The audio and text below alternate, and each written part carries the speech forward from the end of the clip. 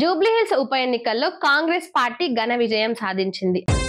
ఊకూకనే రాలే బిడ్డ కూసున్న సీటు ఎదిరించుకుంటూ ఎక్కిన ఒక్కొక్క మెట్టు. అయితే ప్రతిపక్ష బీఆర్ఎస్ పార్టీ ముందు నుంచి కూడా గెలిచేది మేమే, ఆల్రెడీ సిట్టింగ్ స్థానం మాదే కాబట్టి ఇప్పుడు కూడా మేమే ఈ సీటును కైవసం చేసుకోబోతున్నాము అంటూ ఇటు కేటీఆర్ గాని, మాగంటి సునీత గాని, మిగతా బీఆర్ఎస్ కార్యకర్తలు గాని, నాయకులు గాని ప్రతి ఒక్కరూ కూడా ప్రచారం చేస్తూ వస్తున్నారు. చివరికి ఏమైంది?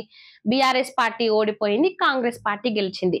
అయితే దీనికి సంబంధించి కల్వకుంట్ల కవిత రీసెంట్ గా ఒక ట్వీట్ చేసింది, కర్మ హిట్స్ బ్యాక్ అంటూ. అంటే ఇది ఇండైరెక్ట్ గా బీఆర్ఎస్ పార్టీకే వర్తిస్తుంది అంటూ సోషల్ మీడియాలో బాగా వైరల్ అవుతోంది.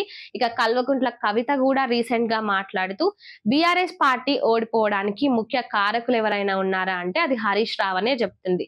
ఇంటి దొంగను ఈశ్వరుడైనా పట్టలేడు అన్నట్టుగానే మా ఇంటి దొంగ ఎవరంటే హరీష్ రావు.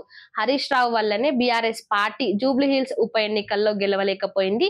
ఇక ముందు ముందు కూడా ఎక్కడ పోటీ చేసినా కూడా గెలవదు. దీనికి ముఖ్య కారకులు ఎవరంటే హరీష్ రావే. ఇంటి దొంగను ఈశ్వరుడైనా పట్టలేరు అని ఏ విధంగా అంటారో హరీష్ రావు కూడా అదే విధంగా మా కుటుంబానికి మాత్రమే కాకుండా బీఆర్ఎస్ పార్టీని కూడా మోసం చేస్తున్నాడు.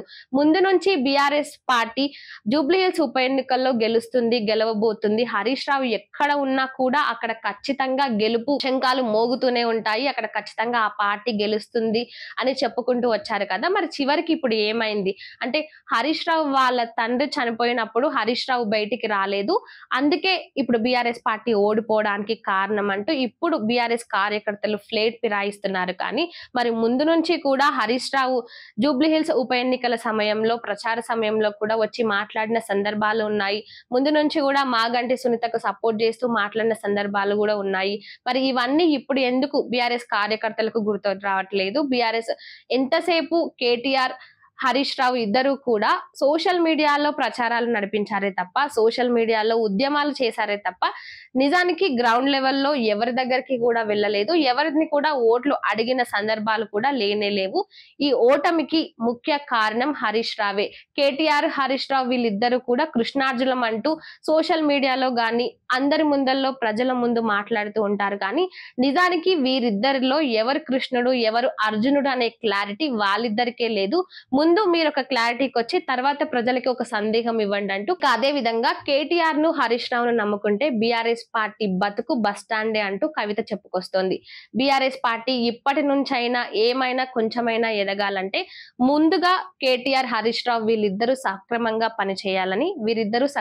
పనిచేయాలని కేసీఆర్ పదవి కోసం ఇటు కేటీఆర్ గాని, హరీష్ రావు గాని ఎంతో తహతహలాడుతున్నారని. ఇవన్నీ పక్కన పెడితే ముఖ్యమంత్రి పదవి ఎవరికి వచ్చినా రాకున్నా కూడా కనీసం బీఆర్ఎస్ పార్టీ ఇంతకు ముందు ఉన్నంత కూడా ఇప్పుడు లేకుండా ఉంటుంది. దీనికి ముఖ్య కారణం కేటీఆర్, అదే విధంగా హరీష్ రావు అంటూ కవిత మాట్లాడుతూ ఉంది. ఇక ఇప్పటి నుంచైనా అంటే గతంలో ఈ జూబ్లీహిల్స్ ఉప ఎన్నికల విషయంలో కూడా కొంతమంది ఇండిపెండెంట్ అభ్యర్థులు కవిత దగ్గరికి వచ్చి మా మద్దతు ఎవరికి ఇవ్వాలి అని అడిగినప్పుడు కూడా కవిత ఈ విషయానికి నాకు ఎలాంటి సంబంధం లేదు అని చెప్పిన సందర్భాలు ఉన్నాయంట. అయితే కవితను ఆశ్రయించిన తర్వాత హరీష్ రావును కూడా ఈ ఇండిపెండెంట్ అభ్యర్థులు కలిశారట. అయితే హరీష్ రావు కూడా సేమ్ అదే విధంగా నాకు సంబంధం లేదు, మీరు ఏ పార్టీకి మద్దతు ఇవ్వాలనుకుంటే ఆ పార్టీకి మద్దతు ఇవ్వండి అంటూ మాట్లాడాడు. అంటే ఇక్కడ హరీష్ రావు ఇండైరెక్ట్ గా బీఆర్ఎస్ పార్టీ గెలవకుండా ఉండడానికే ప్రయత్నిస్తున్నాడు. ఆయన అనుకున్నట్టుగానే బీఆర్ఎస్ పార్టీ గెలవలేదు. నిజానికి కాంగ్రెస్ అధికారంలోకి వచ్చి 2 సంవత్సరాలు అవుతుంది. ఈ 2 సంవత్సరాలలో కూడా ఇటు గ్రామాల స్థాయిలో చూసుకున్నట్లయితే కాంగ్రెస్ పార్టీ పైన ఎంతో వ్యతిరేకత ఉంది. అంత వ్యతిరేకత ఉన్నప్పటికీ ఇటు జూబ్లీహిల్స్ ఉప ఎన్నికల్లో కాంగ్రెస్ పార్టీ ఎలా గెలుస్తుంది? ఈ కాంగ్రెస్ పార్టీ గెలవడానికి ముఖ్య కారణం ఏంటంటే ప్రతిపక్ష బీఆర్ఎస్ పార్టీ సరిగ్గా పనిచేయలేదు. ప్రతిపక్ష బీఆర్ఎస్ పార్టీ సరిగ్గా పనిచేసి ఉంటే బీఆర్ఎస్ పార్టీనే జూబ్లీహిల్స్ లో జెండా ఎగరవేసేది. అదేవిధంగా జూబ్లీహిల్స్ ఉప ఎన్నికల్లో కూడా చాలా కుట్రలు, కుతంత్రాలు జరిగాయి. ఇవన్నీ కూడా సమయం వచ్చినప్పుడు నేను బయట పెడతా అంటూ కవిత మాట్లాడుతోంది. ఇక మెయిన్ గా హరీష్ రావును టార్గెట్ చేస్తూ హరీష్ రావు వల్లనే బీఆర్ఎస్ పార్టీ జూబ్లీహిల్స్ లో ఓడిపోయింది. అదేవిధంగా ఇప్పుడు హరీష్ రావు, కేటీఆర్ వీళ్ళిద్దరూ కూడా ఎంతసేపు సోషల్ మీడియాలో మాత్రమే ఏమంటారు, గెలిచేది మేమే, గెలవబోతుంది మేమే, జూబ్లీహిల్స్ మా అడ్డా అనుకుంటూ మాట్లాడారు తప్ప రియాలిటీకి గ్రౌండ్ లెవెల్ కి వెళ్ళి సపోర్ట్ చేసింది లేదు, ఓట్లు అడిగింది లేదు. ఈ ఓటమే వీళ్ళకు మంచి నిదర్శనం. ఇప్పటి నుంచి అయినా బీఆర్ఎస్ పార్టీ ఒక భయంతో ముందుకు వెళ్ళాలి.